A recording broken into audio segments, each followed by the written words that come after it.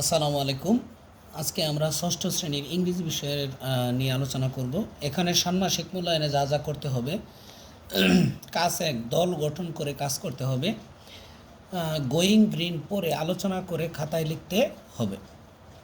কাজ 2, going green টেক্সটটি পড়ে 5টি অ্যাডজেক্টিভ খুঁজে ছকে কলাম এতে লিখবে এবং সেগুলোর সাথে সম্পর্কিত নাউন কলাম বিতে লিখতে হবে। কাজ 3, শিক্ষার্থীরা 5টি প্রশ্নের মাধ্যমে একটি প্রশ্নমালা তৈরি করবে।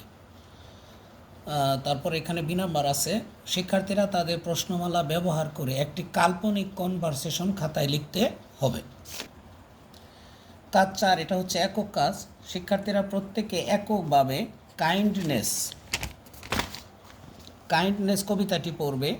শিক্ষার্থীরা কবিতায় কয়টি স্ট্যাঞ্জা আছে তা লিখবে। প্রথম স্ট্যাঞ্জা খাতায় লিখে এর রেমিং প্যাটার্ন লিখতে হবে।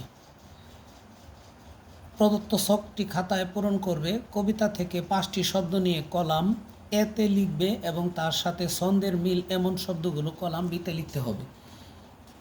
কাইন্ডনেস কবিতার মূল ভাবের সাথে লিভিং গ্রিন ধারণাটি কিভাবে সম্পর্কিত তার সম্পর্কে 5টি বাক্য লিখতে হবে।